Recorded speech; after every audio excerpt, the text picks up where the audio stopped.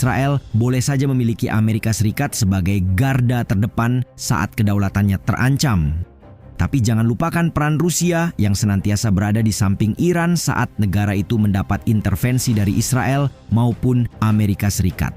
Sejak gencatan senjata Israel dan Hamas selaku proksi Iran disepakati, intensitas ketegangan mulai mengendur di Timur Tengah.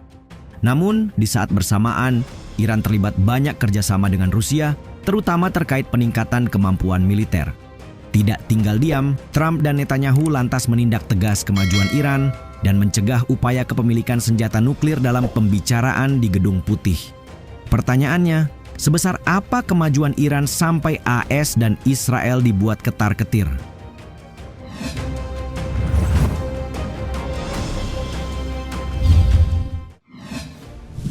Beli jet tempur Su-35 dari Rusia. Di tengah kekhawatiran Barat tentang meningkatnya kerjasama militer Teheran dan Moskow, sebuah kabar yang berembus menyebut Iran telah membeli jet tempur Su-35 dari Rusia.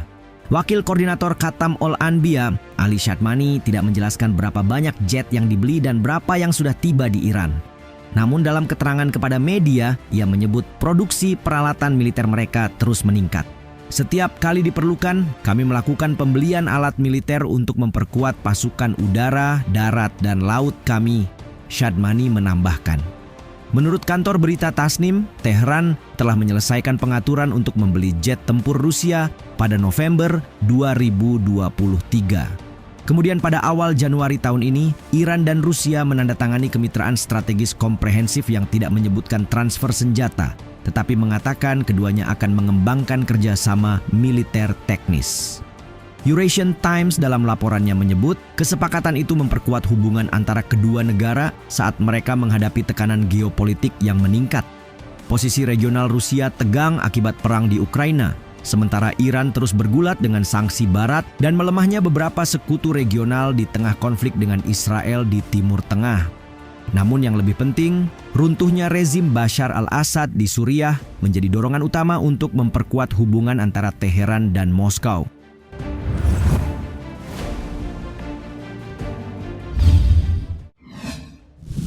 Jet tempur multiperan yang ditakuti. Bukan tanpa alasan mengapa pembelian Su-35 menjadi berita besar, terutama jika dilihat dari spesifikasinya. Faktanya, Su-35 adalah pesawat tempur superior dan multiperan berkemampuan canggih yang dikembangkan dari Su-27 dengan kursi tunggal, mesin ganda, dan sangat lincah.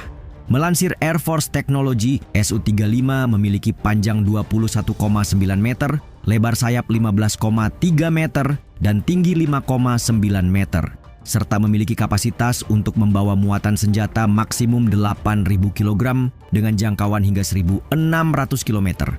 Kemampuan pesawat untuk mempertahankan sudut serang yang tinggi saat terbang dengan kecepatan udara mendekati nol telah menarik perhatian media dan publik secara besar-besaran.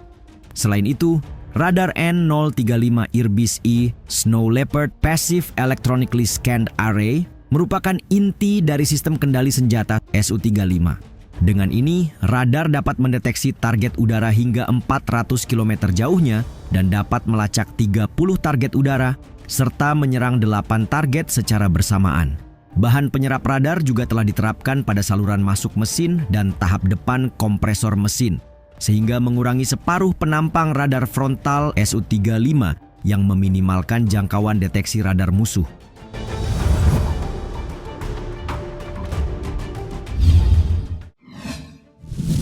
Latihan militer yang tidak biasa. Tidak hanya meningkatkan jumlah alutsista, Iran juga telah memperluas latihan militer kedua fasilitas nuklir tambahan di wilayah barat dan tengah, menyusul ketegangan di Timur Tengah terutama dengan Israel. Media kemudian mengindikasikan bahwa Iran tengah berada dalam siaga perang untuk saat ini. Iran Internasional melaporkan latihan yang dijuluki Ektedar atau kekuatan dalam bahasa Farsi digelar sejak 12 Januari dan dijadwalkan berlangsung hingga pertengahan Maret mendatang. Latihan pertahanan udara skala besar yang dimaksud melibatkan angkatan bersenjata dan Korps Garda Revolusi Islam dengan cakupan zona pertahanan udara barat dan utara negara tersebut. Dalam hal ini, latihan difokuskan pada perlindungan infrastruktur penting termasuk instalasi Fordow dan Kondab. yang menampung fasilitas pengayaan uranium dan produksi air berat.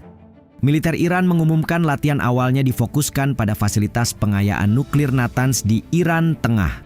Selama fase ini, Angkatan Udara melakukan pertahanan titik habis-habisan terhadap sejumlah besar ancaman udara dalam kondisi peperangan elektronik yang sulit. Juru bicara Korps Garda Revolusi Islam, Ali Muhammad Naini, dalam keterangannya mengatakan latihan militer Iqtidar merupakan respons terhadap apa yang disebutnya ancaman keamanan baru.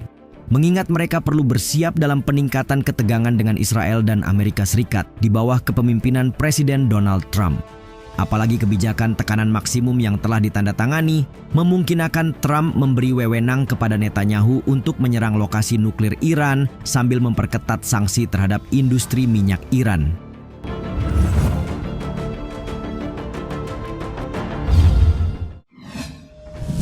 Tunjukkan pangkalan rudal bawah tanah. Selain bersiap lewat latihan militer besar-besaran, Iran juga memulai perang psikologis dengan musuhnya melalui pengungkapan kota rudal bawah tanah Januari lalu. Pangkalan rudal tersebut diresmikan oleh Panglima tertinggi militer Iran, Hossein Salami, dan Kepala Dirgantara Amir Ali Hajizadeh. Tasnim News yang berafiliasi dengan Korps Garda Revolusi Islam melaporkan.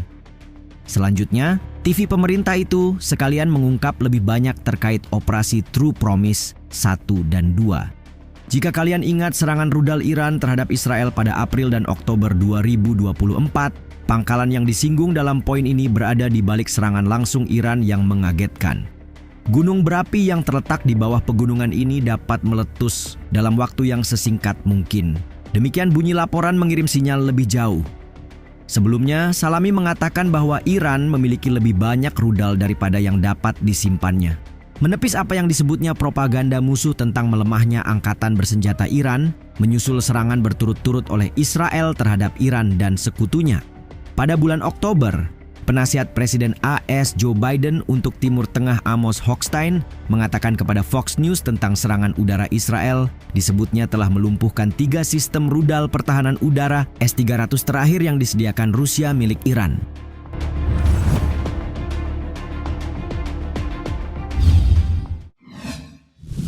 Dukungan Rusia dan Cina didasari oleh pergeseran geopolitik, kerjasama keamanan hingga kepentingan ekonomi dan masalah regional, Iran membangun hubungan baik dengan rival AS lainnya, yakni Rusia dan Cina. Brian Katulis, peneliti senior di Middle East Institute, menggambarkan hubungan ketiganya telah berkembang secara signifikan dengan latar belakang sanksi barat dan isolasi yang semakin meningkat selama 5 tahun terakhir. Kerjasama antara Rusia dan Iran terpusat di sekitar Suriah. Ketika Moskow dan Teheran gagal mencegah keruntuhan rezim Assad pada awal Desember 2024, titik balik utama dalam hubungan bilateral keduanya lantas terbentuk. Sanksi AS terhadap Iran yang meningkat menjadikan Rusia sebagai mitra ekonomi yang lebih penting. Mereka saling membantu untuk menghindari sanksi barat, khususnya di sektor-sektor seperti minyak dan gas alam. Pada saat yang sama, ketika Rusia berada di bawah sanksi barat yang semakin meningkat karena agresinya terhadap Ukraina, pengalaman Iran dalam menghindari sanksi menjadi semakin berharga bagi Moskow.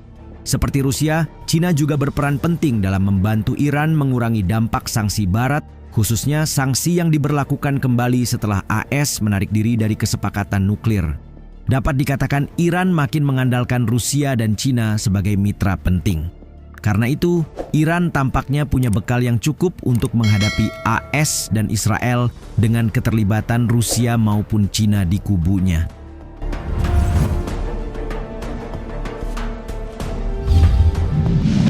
Benjamin Netanyahu menjadi pemimpin asing pertama yang bertemu Presiden AS Donald Trump di Gedung Putih setelah kembali terpilih. Kedua pemimpin itu berjanji untuk menindak tegas kemampuan militer Iran serta mencegahnya membuat senjata nuklir. Namun fakta bahwa Iran tak berdiri sendiri akan membawa kesulitan tersendiri bagi AS dan Israel di masa depan.